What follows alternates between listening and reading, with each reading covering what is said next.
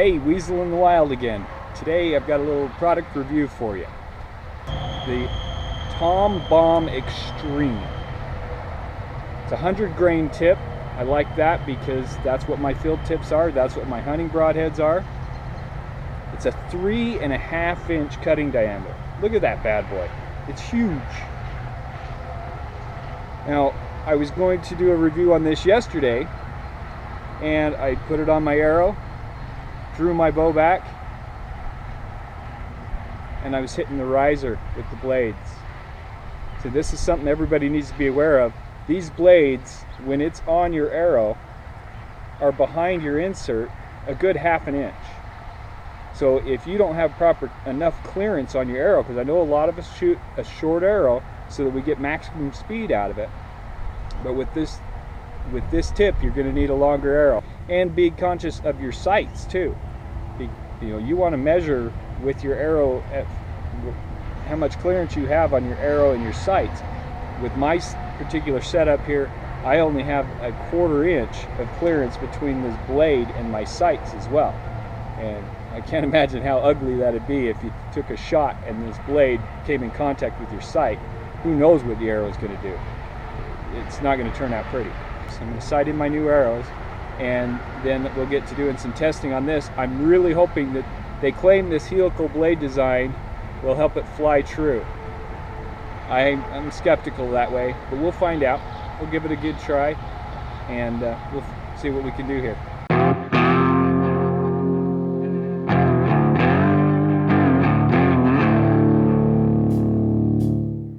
Alright, the bow is sighted in. That's a good thing. Didn't have to adjust it too much to account for a little bit heavier arrow because of the extra length.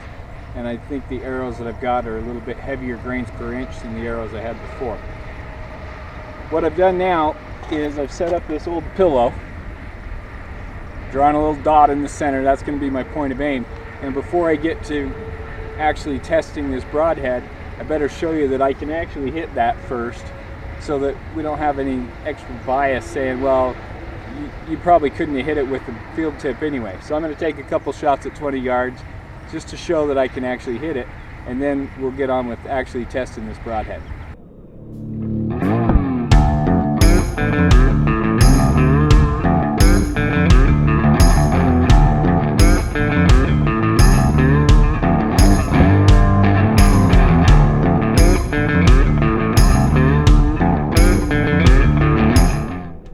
Now, I may not be a Robin Hood shooter and dead square in the center, but I think you'd agree with the 3.5 inch cutting diameter. If the broadhead shoots like that, I'll kill a turkey. I'll lop his head right off, as long as I'm within range that I can actually hit like that. So here we go, shot number 1. Let's see how this looks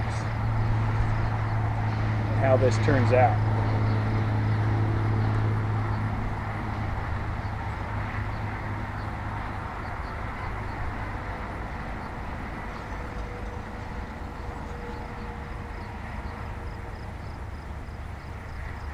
One thing I want you to notice is how close these blades are to my finger. I can reach out and touch them, no problem.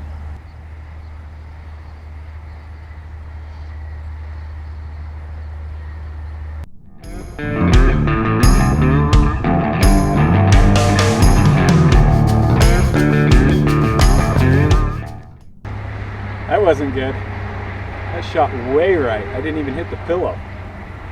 Give it another shot.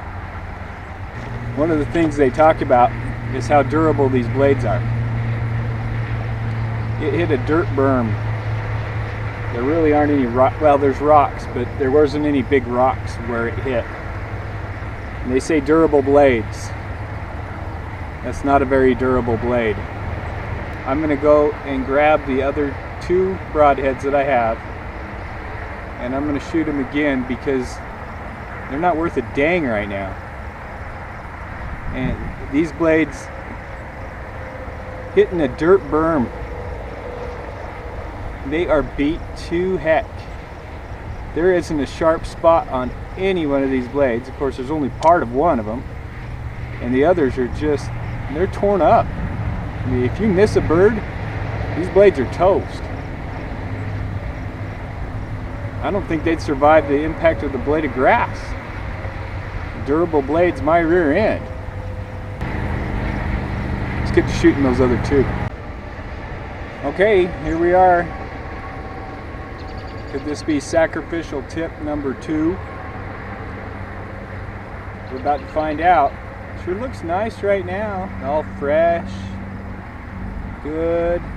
Looking deadly. That was coming at you.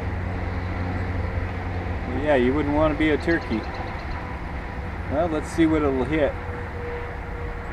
If it'll hit anything. The last one missed by at least a foot. And I mean missed the pillow by a foot. Let's see what this one does.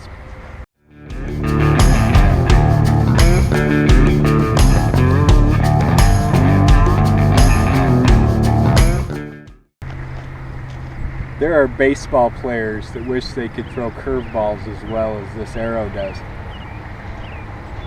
I was watching it heading towards the target and it was dead on. And then right before it reaches the battery, it took a curveball around there. I think I'll try the next one at 10 yards. Let's see what kind of damage is done to this broadhead. It ain't gonna be pretty.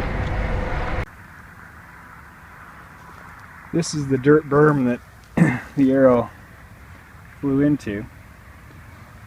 It's pretty typical dirt shot. I mean, there's some rocks, some brush. I mean, if your arrow's gonna hit dirt, this is dirt. A durable arrow should withstand that, right? It bent them back quite a ways. We're gonna have to compare these to a fresh one. I'll show you what the blades look like in comparison. Let's get the focus on there.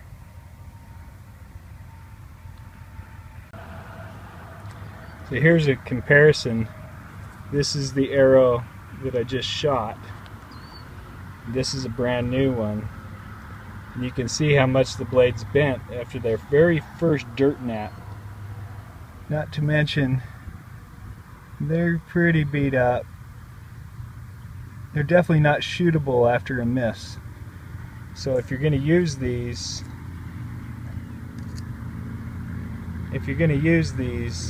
you better have a whole quiver full, because if you miss, you're not going to be able to use those blades again. Okay, here I am with my last fresh broadhead.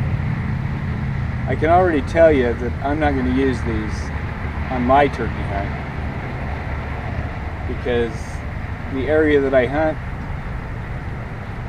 I'm probably more likely to get a 20 to 30 yard shot than I am a 5 to 10 yard shot. And I need a broadhead that can reliably reach out that far. I have confidence this is going to do well at 10 yards. I'm going to shoot it at 10 yards. I expect it to hit right in that bullseye, and then I'll go and shoot it at 15 yards. And if it works well at 15, I'll go to 16, 17. We'll find the range that really works for this broadhead. Here goes 10 yards.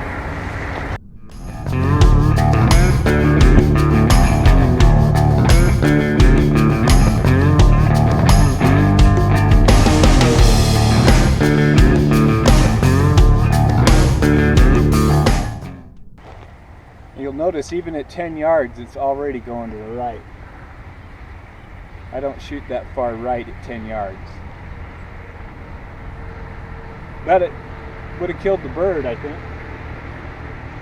I'm impressed at what it did with the pillow. Let's try 15.